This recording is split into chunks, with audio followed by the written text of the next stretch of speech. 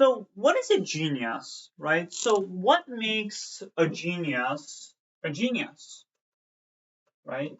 What sets him apart from the rest of society, okay? What makes him part of that small, rare group of bright, talented individuals? Now, the thing is, a genius is one of those terms that has a definition in the dictionary, but pretty much everyone has their own understanding of what a genius is. Okay, so your definition of a genius might be someone who wears a white lab coat and does extremely complicated math calculations that half of the time no one understands. So I'm going to be providing my own understanding of what a genius is and how you can be like one. Okay, so First of all, the genius reads. So this is really important, okay? The genius reads. Reading is really important because reading helps you gain knowledge. So if we're talking about like reading educational books, reading helps you gain knowledge, okay? Reading helps you gain knowledge because the point of reading, right, you learn about things that you didn't know about, okay? So you enlighten yourself. So what the genius does is he reads books. Okay? Now, the genius doesn't just read. The genius also remembers. The genius also remembers what he reads. And this is really important because, in my personal opinion, there's really no point in reading books if you're not going to remember what you're reading. Okay, so if you're reading a book, okay, and after you finish the book, you just forget what the book is talking about. Let's say you read a book about like logic, okay? You read the book, but you just don't remember anything. None of the core ideas, no concepts, nothing. You just forget it. Then what's the point of reading the book, right? Because you forgot everything. So a genius, he doesn't just read. A genius also remembers what he reads, and this is really important. Now, the genius doesn't just stop there, because if the genius just reads and remembers, that would just become memorization. That would just become memorization. Okay, because if you're just reading and just remembering what you're reading, that just becomes memorization. You're not actually learning. So the genius takes it a step further, and what he does is he also understands. He also understands. I hope you're seeing this. He also understands what he reads, because when you're reading a book or an essay or whatever it is, that text is communicating ideas. It's communicating ideas. And you need to be able to understand the ideas that are being communicated. Okay, you don't want to just memorize it. You want to understand what it's saying. So the genius also understands what the text is about, right? Like what are the ideas being conveyed here? And the genius still, he doesn't stop there. He takes it one last step further. And he does something also really important. He connects. He connects. So the genius connects the ideas, because it's one thing to understand what a book or a text is talking about. It's another thing to connect the ideas. So you can understand the ideas of a text, but it's another thing to connect the ideas. So the genius, he makes the ideas of a text congruent. Okay, he connects them, he pieces them together. So that's what the genius does. A genius, once again, my own definition, reads books. A genius remembers what he reads. A genius understands what he reads. And a genius connects the ideas of that which he is reading. Now, you might be thinking, okay, Karen, well, that's good and all. That's what a genius does. What are we missing? Because remember, a genius sets himself apart from the rest of society. Well, what is the rest of society, aka us? What are we doing wrong? Or more to ask, what are we missing here? Okay? Well, so these are the 4 steps, right? Before I write it down, most of us get stuck at the first and the second stage. We often get stuck at reading and remembering. So let me go over this. So quickly erase this. Okay, so a lot of us first get stuck at just reading. Okay, at just reading. So the first stage. So one thing is that we just don't read. Okay, so this is actually something known. There's a term for this. This is called alliteracy. Alliteracy. I hope I've spelled that correctly. Alliteracy is the state of being able to read, but just choosing not to. So you can read a book, okay? You're perfectly capable of reading essays, of reading books, of memoirs, whatever. You just don't want to. Okay, so this is what we call alliteracy. Okay, the state of being able to read, but just choosing not to. You just don't read. Okay, you can, but you just don't. So this is one of the problems that many of us get stuck on, which is alliteracy. Okay, a lot of us just don't read, and this is a pretty big problem. And people have different reasons for why they don't read. Okay, the thing is, some people just don't like reading. Okay, and I get it because in our culture, there's this really popular idea conveyed that reading is really boring and it's really difficult, okay? You're just going through the narrow aisles of a library, trying not to get crushed by these thick volumes of books, okay? And just having to painstakingly go through these these columns filled with extremely small words that have just been shoehorned together, okay? So our popular culture loves depicting reading as something that's really difficult and really boring, okay? Something that you really need to put a lot of concentration on. Here's what I'll say. Reading, it is something that requires a lot of concentration. It is something that requires a lot of reading, okay? There's a lot of energy, my bad. There's a quote of very famous chess player Bobby Fischer. He says that chess, so the board game, requires total concentration. Okay? Chess requires total concentration. This is a saying by Bobby Fischer.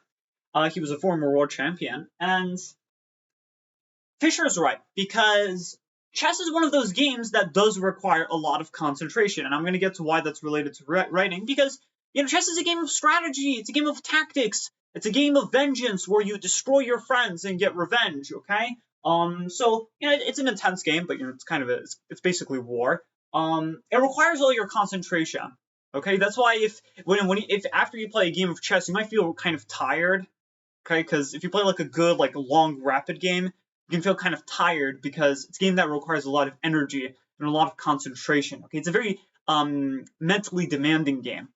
In the same way, reading is also the same. Reading is also something that requires a lot of concentration, okay? And we live in an era where our concentration is pretty much diverged,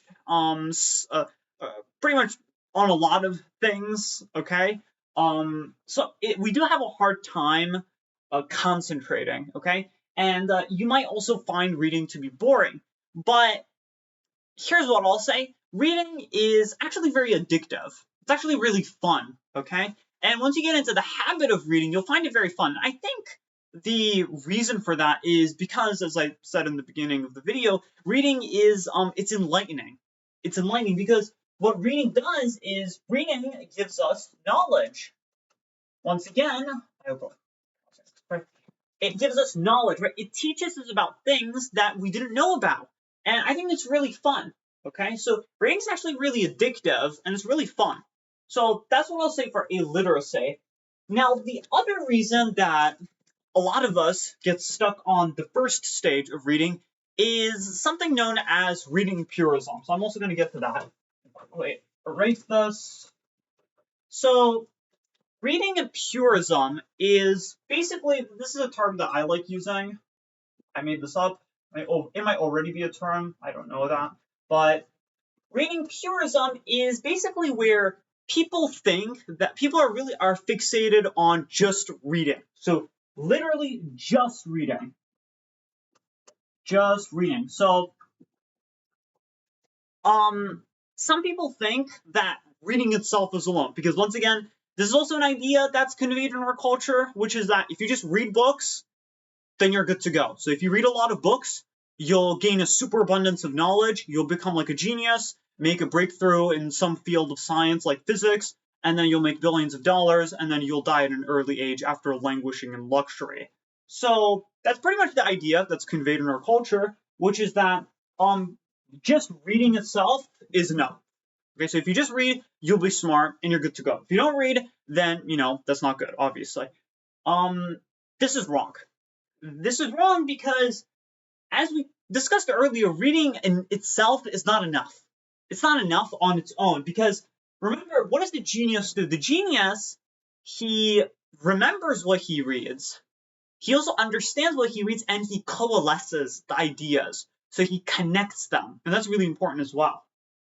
If you just read, then you're not going to really learn much. Okay? Which might sound surprising because imagine someone reads like 1,000 books. It doesn't really matter because if you're just reading and you're not really paying attention to understanding what you're reading or remembering what you're reading, then all of that knowledge that you temporarily gained is going to be useless because you forgot it and you didn't really understand it. Okay? So think about it like this. There's a lot of videos on YouTube and whatnot. There's a lot of videos where people talk about how many books they've read in the year. Okay? Right? Some people say I read like 50 books a year. Some people say I read 100 books a year or hundreds of books even a year. Okay? You can find them on YouTube. And the problem with this is that there is a focus on quantity over quality. Okay? So people are focusing more on how much they read and less on how much they learn. Okay? So, there's a focus on like reading a lot of books. Okay? And here's the thing, it doesn't matter how many books you read. If you don't understand or if you don't remember or any of that, then it doesn't matter even if you read like 200 books. Because when you're reading those books, the information, the knowledge you're gaining, it goes in from one ear and then just comes out from the other ear. So it's not really beneficial to you. So that's another reason a lot of people get stuck at just this first stage, the reading stage. A lot of people have this focus on quantity over quality, really reading a lot of books. Okay, so some of us just don't like reading, and then some of us just focus on reading a lot of books. Okay, so that's the first stage that many of us get stuck on, but we also get stuck on the second stage as well. So this is the remembering stage. Okay, the remembering stage. So, with the remembering stage, this is the second stage. It's obviously desirable to remember what you read, right? You don't want to like read a book, okay? You don't want to like read a book and then afterwards just pretty much forget what you read, okay? You don't want that. Okay, you want to remember what you read, and it's obviously desirable. So, there are obviously people use different methods to remember what they read. Okay, and I've even come up with my own method to doing that. So, the problem is that a lot of people focus also a lot on just remembering, and if you just focus on like reading books and just remembering what you've read, this, like I said, it turns into memorization. You're just memorizing text. And you're not really trying to understand what the text is talking about. So if you like, for example, during World War I, right? For example, they would like, for example, like if they intercepted like a telegram and it was in like encrypted code, they would try to decipher it. Okay, so think about it like this: as the reader, when you read a book, okay, that book is like encrypted code because remember, it has ideas that it's conveying to you, but you need to use your mind to understand it. Okay, so it's like an encrypted code. You need to understand what it's saying. If you don't, okay, so if you're just memorizing it, then it's just like memorizing encrypted code. You don't really know what the code is saying because you haven't like deciphered it. You've only memorized it, and just memorizing it is not going to be enough. So you need to you need to understand what the text is saying. You need to coalesce what you're reading.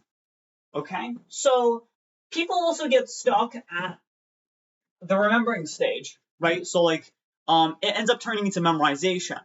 For this, I would say don't do that, right? Like it's good to remember what you read, but you should also focus on understanding what you read and also remembering what you read. Okay? I mean, yeah, not remembering, understanding and coalescing as well. Now, I've shown this. Now, you might be wondering, okay, Count, well, this is good and all, but how are we supposed to, like, remember? How are we supposed to understand and coalesce? There are a lot of videos you guys can find out there that talk about this, but I've also made a video about this. A recent video actually. I'll leave a link in the description box below, where I talk about a method, like a method that I created called the ALAP method. Okay, the ALAP method, and this method helps you basically do those 3 steps. The last 3 stages. So the ALAP method stands for acting like a professor. So essentially what you do is you read a book. Okay, so if you're going to read a book, okay, or an essay, whatever it is, you're going to read a book, you're going to read a sentence from that book, and then you are going to put the book away, and then with like a whiteboard like this, you write it down on the board, and you explain it to basically this imaginary audience. And by doing this, by taking your time to understand what you're learning, okay, and explaining it, you can cement the different ideas in your mind, and you can coalesce what you're reading. So I made a video about this. You guys can check it out in the description box below. But if you guys don't like this method, then you guys can also, like a lot of people on the internet also have their own methods of, for example, like the remembering, the coalescing, the understanding and whatnot. So you guys can check out those as well. I hope you guys enjoyed this video, and inshallah, I will see you guys next time.